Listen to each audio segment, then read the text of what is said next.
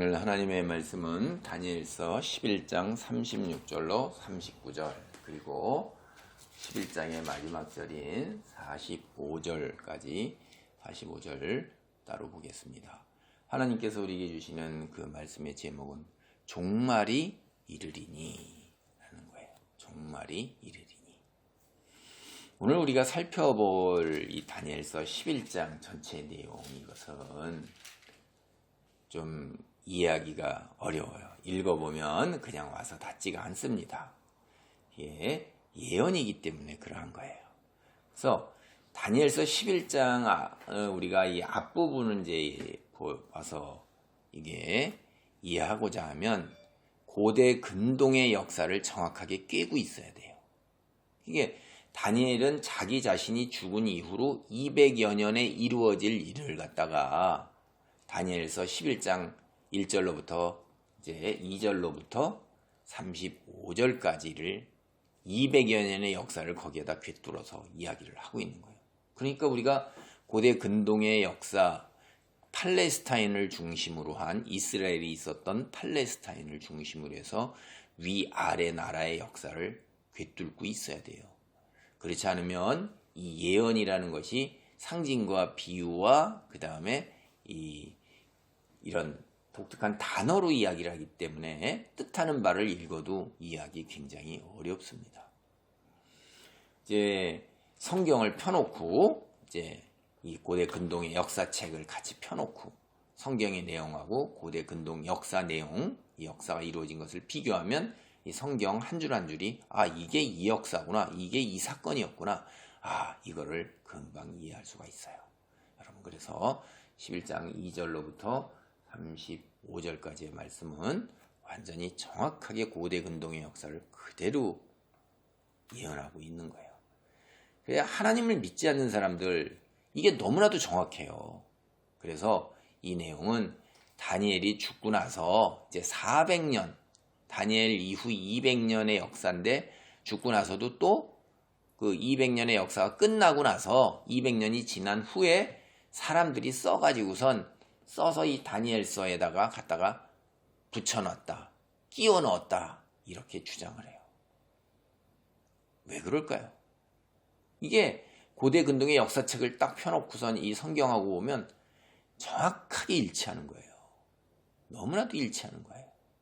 하나님을 믿지 않는 사람들은 이렇게 믿거든요. 인간은 미래를 알 수 없다 하는 거예요.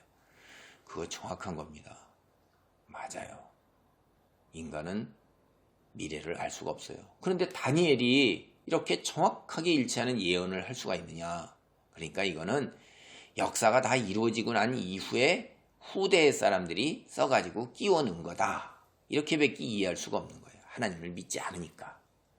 11장 2절, 이거는 바사, 페르시아에 대한 예언이에요. 그리고 11장 3절로 4절은 헬라, 우리가 그리스라고 배우죠, 에 대한 예언이에요. 그래서 알렉산더 대왕이 등장하고 세계를 통일하고 그가 죽은 뒤에 나라가 넷으로 분열되는 것, 이런 것에 관한 예언이에요. 그 다음에 11장 5절로 20절은 굉장히 복잡한 이 역사입니다. 이거 제가 간단하게 쉽게 얘기하면 알렉산더 대왕이 죽은 뒤에 나라가 넷으로 분열되는데 그 중에서 여기는 주로 톨레미 왕조라는 남방 왕으로 불려요. 여기서는 그 애굽의 왕이에요. 그 다음에 이 또 한 나라가 셀루키드 왕조라고 그러는데 그게 오늘날의 시리아를 중심으로 하는 거예요. 그게 성경에서 아람 왕으로 나오는 거예요. 그 지역이 성경에. 그래서 오늘 다니엘서는 북방 왕으로 나와요. 이 두 왕조가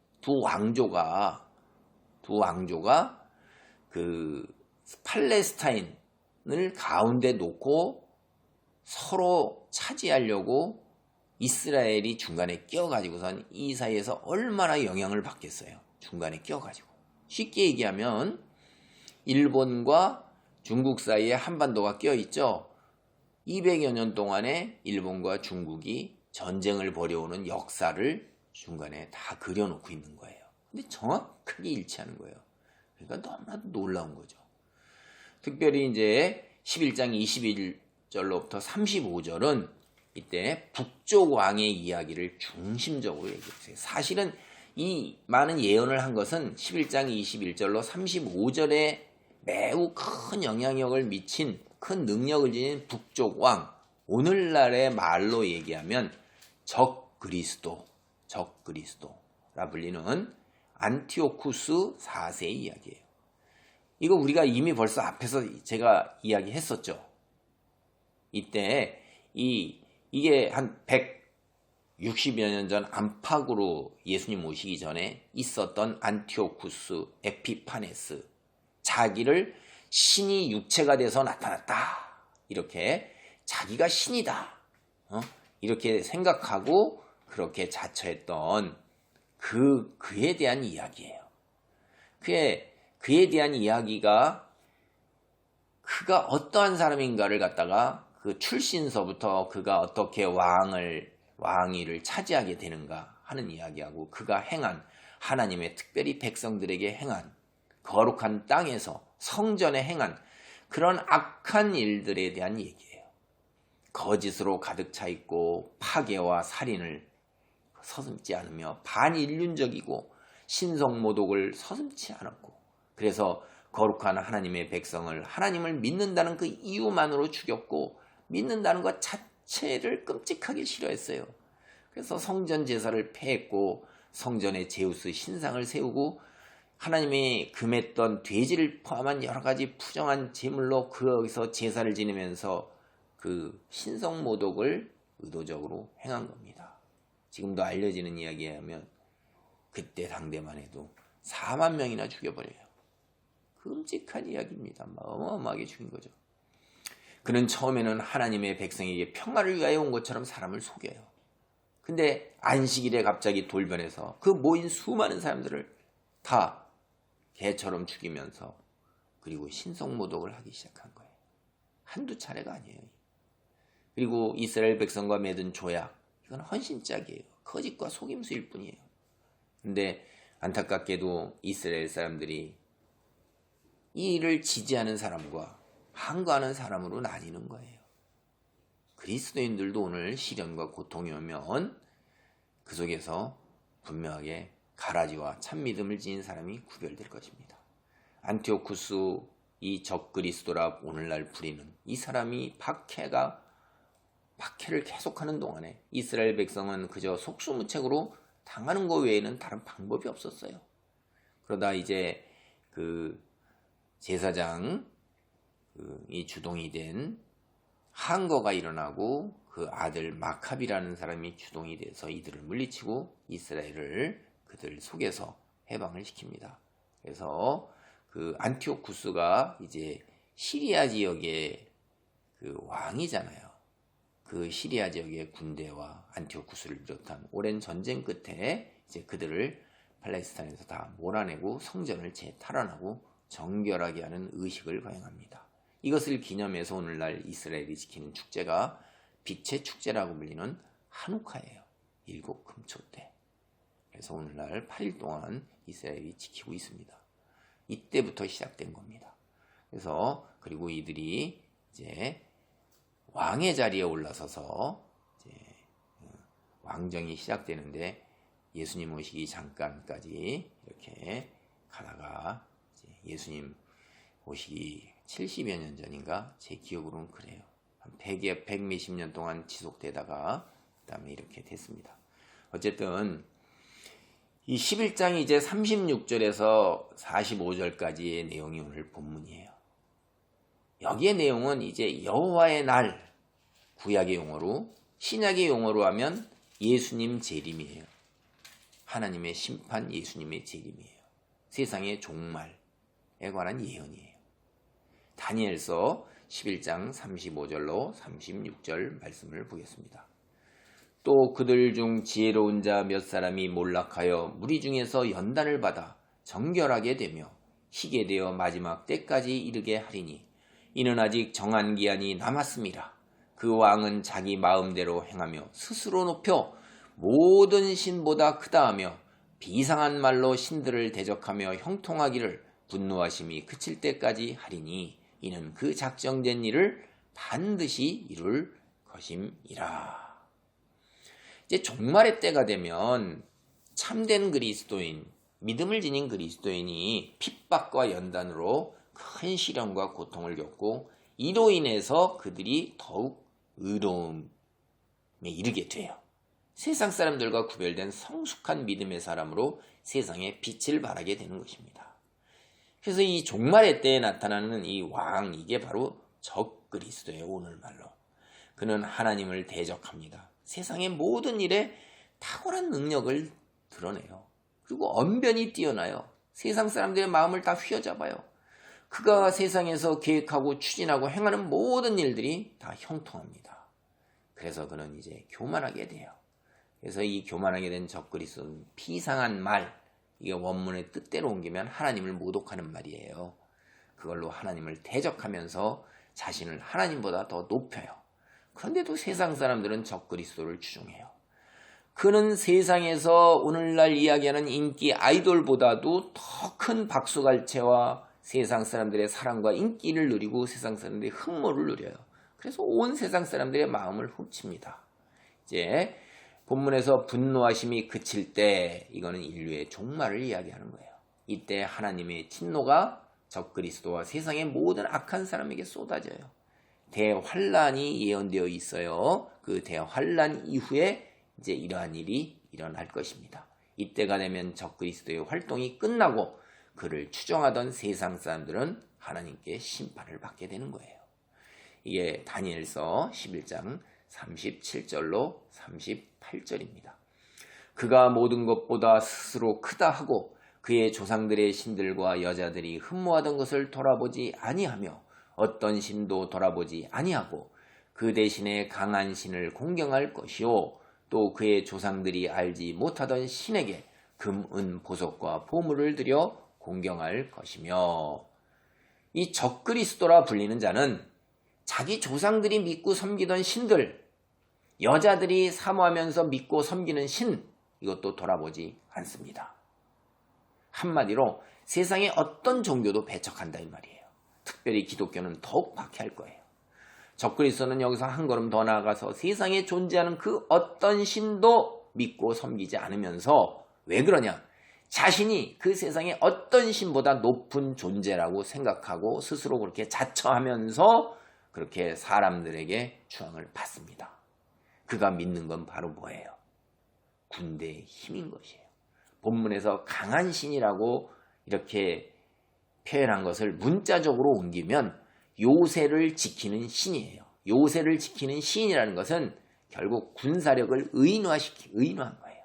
그래서 군사력을 얘기하는 거예요. 그는 군대의 힘을 믿고 군대를 의지하고 군대의 힘을 키우기 위해서 계속해서 많은 돈을 쏟아 부어요. 그리고 조상들이 알지 못하던 신에게 금, 은, 보석과 보물을 들여 공경한다 하는 말은 무력을 확장하고 강화하기 위해서 이제 이방인까지 고용하는 거예요. 이방 용병까지도 활용하는 것을 표현하고 있는 거예요. 그건 다니엘서 11장 39절에서 우리가 확인해 볼 수가 있어요. 그는 이방신을 힘입어 크고 견고한 산성들을 점령할 것이요 무릇 그를 안다 하는 자에게는 영광을 더하여 여러 백성을 다스리게 하며 그에게서 뇌물을 받고 땅을 나눠주기도 하리라. 적그리스도는 이방 용병을 고용해서 요새를 공격한다 이 말이에요. 견고한 나라들을 공격하고, 그리고 그를 인정하는 자, 그를 존중하는 자를 크게 예우하면서 자신이 점령한 여러 곳의 통치자로 그들을 세워요. 그리고 그들에게 돈을 받고 영토까지도 그들에게 나누어 줍니다. 적그리스도는 자신의 권력을 유지하고자 수단과 방법을 가리지 않아요. 이방인을 용병으로 고용하고 자신을 인정하고 통주하는 자들에게 권력과 영토를 나누어주는 이런 보상을 통해서 사람들의 마음을 더욱더 훔칩니다. 세상 사람들은 적그리스도를 추종하면서 그에게서 이 세상에서 누리는 돈과 권력을 얻고자 더 열성적으로 적그리스도에게 다가가려 할 것입니다. 이제 이 시기를 지나면서 마지막 때가 이르게 됩니다. 인류 최후의 전쟁이 일어납니다. 다니엘서 11장 40절로 45절이 바로 이 시기에 관한 예언인 것이에요. 이 부분의 내용은 앞에 지금까지 말씀드린 내용, 제가 종말의 때에 관한 다니엘서 35절, 36절 이후의 내용, 39절까지 내용보다도 더 구체적이에요. 그래서 이 부분을 갖다가 세세하게 해석하고자 한다면, 세상에 일어난 역사적인 사건과 연결시키고자 한다면 잘못된 해석으로 나갈 위험이 매우 높습니다. 그래서 우리는 상당히 주의와 경계하는 것이 지혜로운 처신이에요. 이단들은 여기에서 더 나아가서 연결시켜서 자기의 뜻대로 해석을 하는데 다 잘못된 해석들이에요. 거기에 빠지면 큰일 납니다. 인류 최후의 전쟁은 여기에 얘기하는 인류 40절로부터 45절 최후의 전쟁, 해석하기 상당히 어렵습니다. 대략 여기에 나와 있는 굵은 이야기만, 개략적인만 하면 우리가 알 수 없는 남방왕이 북방왕을 먼저 공격해요. 북방왕은 적그리스도예요. 근데 적그리스도는 그동안 키워놓은 엄청난 군사력을 있는 대로 다 동원을 해서 반격을 하는 바람에 순식간에 남방왕은 힘도 못 써보고 패하는 걸로 인류 최후의 전쟁이 끝나요. 이렇게 해서 적그리스도는 하나님의 성전이 있는 팔레스타인 성을 차지하고 거기에 입성을 합니다. 다니엘서 11장 45절 말씀입니다. 그가 장막궁전을 바다와 영화롭고 거룩한 산 사이에 세울 것이나 그의 종말이 이르리니 도와줄 자가 없으리라. 적그리스도는 자신이 처할 저소를 바다 곧 지중해와 그 다음에 예루살렘 시온산 사이에 세워요. 근데 그곳이 바로 자신이 끝나는 곳, 곧 죽는 곳이 되는 곳이에요. 그런데도 지금까지 세상 사람들이 열광적으로 그에 붙어서 그를 추종하고 그를 따르던 것과는 달리 아무도 그를 도와주지 않습니다. 홀로 쓸쓸하게 멸망을 맞이하는 거예요. 하나님을 대적하는 자의 끝, 처절한 파멸과 죽음뿐이라는 것, 세상에서조차 버림을 받는다는 것을 여기에서 얘기하고 있습니다. 지금까지 다니엘서 11장의 내용을 우리가 살펴보았습니다. 상당히 어렵고 힘든 부분이에요. 앞으로에 대한 예언이 없고 성취된 예언을 우리는 받고, 그래서 역사에 대해 알기만 하면 해석이 전혀 어렵지 않은 부분이 있어요. 그러나 역사에서 이미 나타난 적그리스도, 그리고 앞으로 일어날 적그리스도에 대한 예언, 이것도 일반적인 예언이에요. 해석이 어렵지 않아요. 그러나 인류 최후의 전쟁, 큰 줄기는 이해할 수 있지만 세부적인 내용은 해석이 어렵다는 거예요. 이 부분에서 우리가 상당히 경계하고 조심해야 돼요. 이단도 그렇고. 지금까지 살펴본 다니엘서 11장 내용, 하나님은 도대체 왜 우리에게 이렇게 다니엘을 통해서 이러한 예언을 주셨을까? 우리 거기에서 가르침을 얻고자 하는 거예요. 하나님은 의도적으로 우리에게, 믿는 자에게 큰 유익을 위해서 가르침을 주시는 거예요. 몇 가지만 살펴보겠어요. 그걸 다 할 수는 없어요. 첫째, 하나님은 우리가 사는 세상을 이끄시는 전지전능하신 그리고 유일하신 신이라는 거예요. 우리가 살면서 겪는 현실, 여러분, 사람이 모든 것을 이끌고 가고 있다. 우리는 이렇게 알 수밖에 없어요. 그게 우리의 한계예요. 세상에서 배운 것, 우리가 깨우친 세상의 지식과 지혜예요. 우리가 사는 세상에 관한 거예요. 육체를 지닌 인간이 알 수 있는 것, 육체를 통해서 증명될 수 있는 것 뿐이에요. 학교에서도 그것만을 가르쳐요. 과학은 그거예요. 즉, 오감이라 이거예요. 보고 듣고 만지고 냄새를 맡고 맛을 보는 것을 통해서 알 수 있고 깨달을 수 있는 것 아니면 우리는 믿지 않는다 이 말이에요. 알 수가 없기 때문에 그래요. 당장 달 밖에서 이루어지는 일을 우리 모르잖아요. 태양계라는 점도 안 되는 것밖에 모르고 그 바깥의 일은 모르는 거예요. 인간이 아는 일은 이 정도밖에 안 되는 것입니다. 그런데 다니엘서 12장 2절로부터 35절까지 보면 예언이 자그마치 135개나 돼요, 이게. 근데 이후 200년 역사에서 하나도 틀리지 않게 그대로 정확하게 성취가 된 거예요. 그래서 세상 사람들이 믿지를 못하는 겁니다. 뒤에 가서 일어난 거를 그대로 꿰어 넣었다고 이야기하는 거예요. 우리가 믿는 신은 전지전능하신 하나님이신 거예요. 미래를 꿰뚫어 보시는 거예요. 그리고 당신이 역사를 이끌어가는 겁니다. 예언대로 미래를 이끌어갈 능력이 있는 거예요. 세상의 다른 종교, 그런 신, 이런 능력 언급하지도 않아요. 증명할 수도 없는 거고요. 하나님은 증명을 하고 계시잖아요. 성경에 나와 있잖아요. 다른 종교는 그런 것조차 없습니다. 오직 창조주 전지전능하신 여호와 하나님 한 분만이 이렇게 행하실 수 있는 거예요. 이런 관점에서 다니엘을 통해 이 예언을 주신 분은 분명하게 하나님이시라는 거예요. 하나님은 인류의 역사에 엄청난 관심을 가지시며 인류 역사에 개입하고 계시는 거예요. 인류 역사를 이끌고 가신다 이 말이에요. 이 세상을 통치하신다는 거예요. 우리가 사는 세상 현실적으로 우리 육체의 오감으로 깨닫지 못해요. 그러나 우리는 말씀으로 하나님이 현실에서 존재하고 계신다는 것을 깨닫고 있는 거예요. 하나님이 현실에 135개의 예언으로 들어와서 역사하신 걸 현실에 계신 것을 우리는 말씀으로 알고 깨닫고 믿는 것입니다. 두 번째, 믿는 자들에게 세상의 미래, 종말에 대한 확신을 주고 계십니다. 다니엘이 예언한 이후 오늘 시대를 살고 있는 우리, 다니엘의 예언이 200년 고대 근동의 역사에서 너무나도 정확하게 성취된 것을 아는 거예요. 여러분 역사책을 펴놓고 한번 비교해 보세요.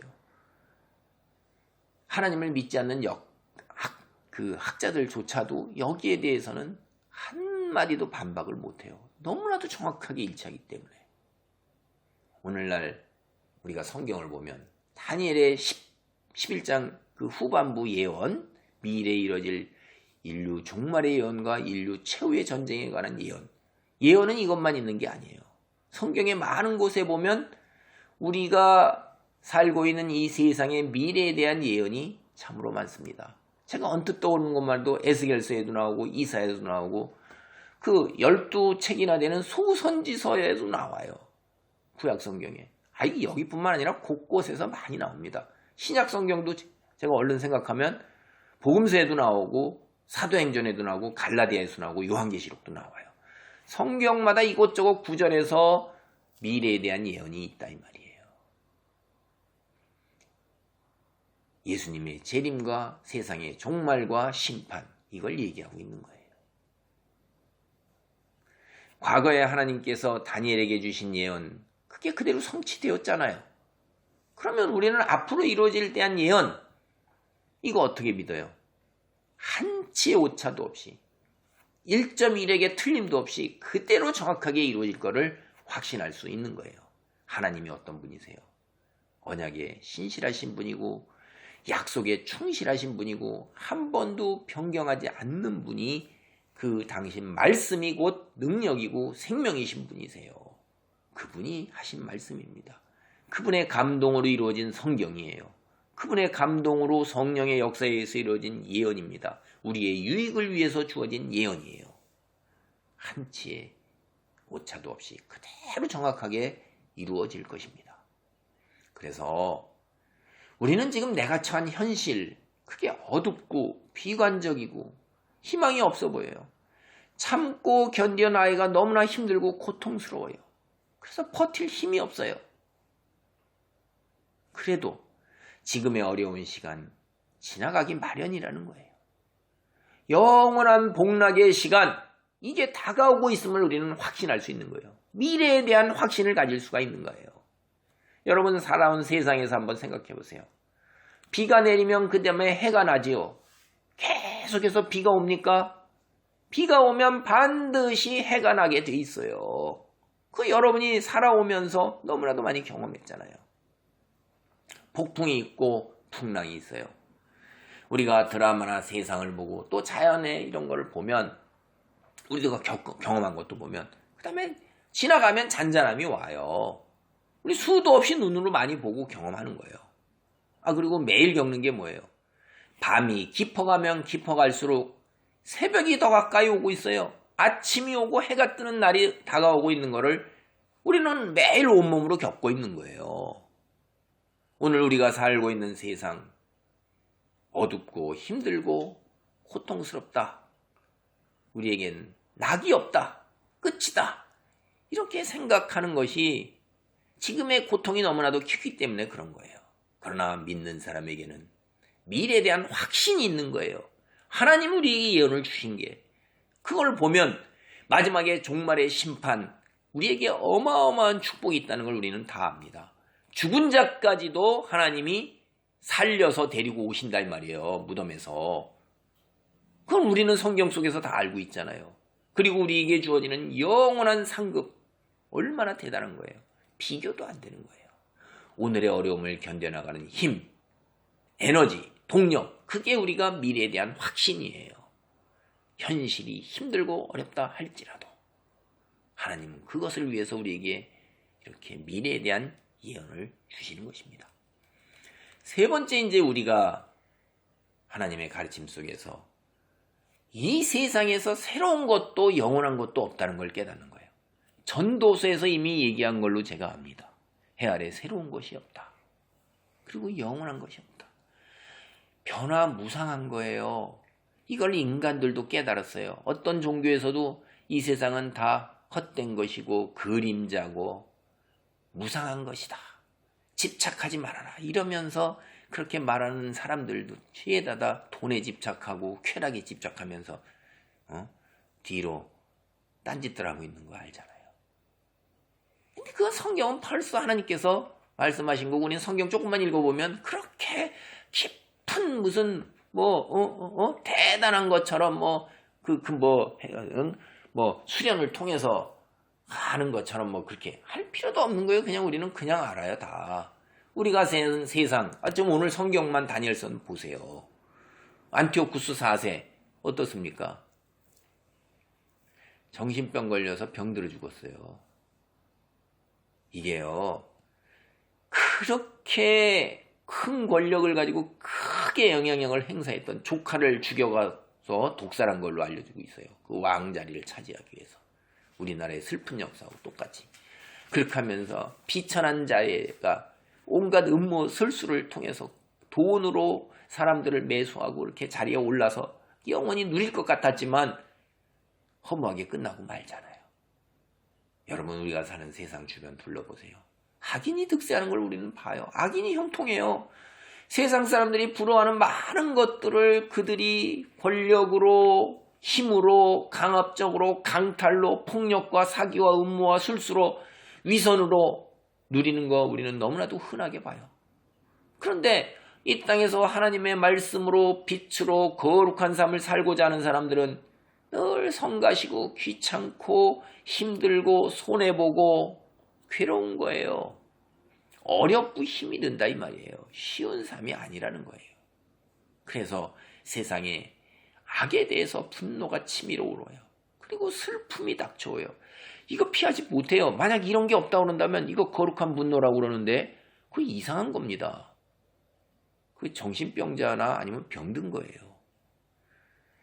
그래서 성경에서도 보면 곳곳에서 악의 형통에 대해서 하나님께 질문하고 악인이 득세하는 것에 대해서 어찌 하나님 의인이 핍박받고 이럴 수 있나이까를 곳곳에서 이야기해요. 하나님이 다 답을 하고 계시지요. 여러분, 그들이 오늘에 봐도 그들이 영원합니까? 계속 누립니까? 저는 제가 이거를 확실하게 얘기할 수가 있어요. 세상의 권력에 대해서 분명하게 얘기할 수가 있어요. 세상의 권력자처럼 그렇게 이런 악이 어디 있습니까? 제가 옛적부터 오늘까지 권력자가 정말 세상에 가장 큰 악이 정권 잡은 독재자예요. 이게 지금까지 제가 삶 속에서 남아있는 유일한 권세, 세상 권세 북한이에요. 북한 빼고는 다 무너졌어요. 동부 유럽과 남아메리카, 아프리카에 제가 살아오는 동안에 정말 많은 독재자들이 있었는데 상상도 못할 악행들을 그들은 많이 하는 거예요. 리비아, 필리핀, 쿠바, 여기 독재자들이 떠오르네요. 다 없어졌어요. 그래서 어떤 신문의 만평도 의자에 한 다리가 부러지면서 하나 독재자 넘어갈 때 암흑에 이름 써가지고 캐리커처 걸어갖고 넘어가는 거 제가 기억이 나네요. 정말 이름도 다 기억하기 어려워요. 그렇게 많은 독재자가 있었어요. 그런데 자기 나라 백성을 무지하게 괴롭히는 거죠. 말할 수 없이. 그런데 다 넘어갔습니다. 모두 사라졌어요. 북한 계속 가겠습니까?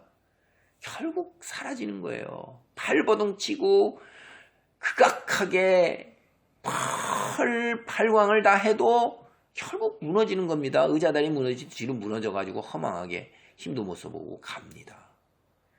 예수님께서 다시 오시는 날까지 세상에는 계속해서 새로운 독재자와 건세가들이 등장하고 또 그들은 멸망할 것입니다. 때때로 그리스도인을 핍박하고 하나님을 대적하는 정권도 그 사이에 끼어서 일어나게 마련이에요.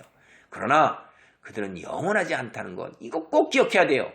세상 권세 일어나고 흥하고 패하고 멸망하는 일, 이게 여러 번 반복돼야 예수님께서 재림하시고 하늘나라가 이 세상에 세워진다는 것, 이거 우리 기억해야 한다는 거예요. 그러니까 세상의 악에 대해서 여러분은 바른 자세를 가져야 되는 거예요. 더불어서 오늘 본문에 보세요. 시련과 고통과 환난, 하나님의 백성을 정금같이 단련하는 놀라운 능력을 가지고 있는 거예요. 성경이 그것을 이야기하고 있어요. 누구도 시련과 환난 좋아하지 않아요. 그거 누가 좋아하겠어요. 그러나 그것이 필요한 것은 누구도 인정을 합니다. 여러분, 군대 이야기 싫어하시지만 군대에 가서 제일 힘든 게 뭐냐면 교육과 훈련이에요. 그래서 교육과 훈련을 받는 사람, 이런 사람 피교육자라고 그러는데 이런 위치에 있는 사람은 힘들고 괴로워요. 그런데 교육과 훈련 없이 병사가 온전하게 되지를 못해요. 그래서 군대에서는 군인을 그냥 놔두질 않아요. 끊임없이 계속해서 교육과 훈련으로 몰아가요. 그것도 실전에 진짜 전쟁과 가까운 훈련을 해요. 우리 마찬가지예요. 여러분, 영적 전쟁을 수행하고 있는 우리 그리스도인, 말씀과 기도와 찬양으로 경건의 시간을 갖는 거예요. 매일매일 경건의 시간을 갖고 매주일마다 하나님께 예비고 틈나면 기도하고 성경 읽고 예배하고 하나님의 말씀에 바로 섰는가 자신을 살펴보는 것. 이게 군인들이 일상적으로 하고 있는 교육과 훈련과 같은 것이에요. 해 아래 새로운 것도 영원한 것도 없지만 하늘나라에는 영원한 것이 있습니다. 하나님께 예배하며 하나님께서 주시는 칭찬과 존귀와 영광과 상급, 이건 영원한 것이에요. 지금 당장 세상의 것들이 우리를 유혹할지라도 과감하게 떨쳐버려야 하는 것이에요. 세상의 것은 잠깐 있다가 지나갑니다. 이거는 세상 사람들도 다 알아요. 그러면서도 착각하고 오해하고 잊어버리죠. 이미 조상들이 경험한 결과 성경을 보면 무상한 것이고 헛된 것이고 썩어질 것이고 심판 때 타서 없어져 버리는 거예요. 그래서 사도 바울은 배설물이라고 표현을 하기까지도 했어요. 반면에 우리가 하늘나라에서 그리고 예수님께서 재림하셔서 다시 창조하시는 세상에서 누리는 것, 죽어서 가서 하늘나라에 누리는 것, 그리고 마지막 종말 때 우리가 육신의 부활까지 나아가서 누리는 것, 이건 영원한 것이에요. 그러므로 그리스도인은 현실을 살고자 발버둥 쳐서는 안 되는 거예요. 영원을 준비하고 오늘의 현실, 영원을 준비하는 시간으로 살아가고자 애를 써야 하는 거예요. 그것이 지혜로운 자이고 생명을 소유한 믿음인 것입니다. 현실을 살고자 발버둥 친다는 게 현실 속에서 재물을 쌓고 자신이 누리고자 하는 것을 풍성하게 누리려고 명예를 얻고 이 생의 자랑을 우월함을 드러내고자 그걸 발버둥 치지 말라는 거예요. 그 대신에 하나님께서 주실 칭찬과 영광과 존귀와 상급을 받을 준비를 하라는 거예요. 그게 지혜로운 자이고 그게 생명을 소유한 믿음의 사람인 것입니다. 오늘 말씀을 정리합니다. 다니엘서의 예언은 우리에게 많은 가르침을 주고 있습니다. 오늘은 그 중에서 몇 가지만 살펴보았어요. 오늘의 현실 속에서 역사를 이끌고 계신 하나님 대한 확신, 그리고 우리 미래에 대한 확신, 오늘 내가 처한 어려움을 견딜 수 있게 해주는 거예요. 매일 드리는 기도와 찬양에서 우리가 영원에 잇대어 살 수 있는 힘이 나오는 것입니다. 이런 능력자로 오늘을 살아가는 축복이 있기를 바랍니다. 아멘.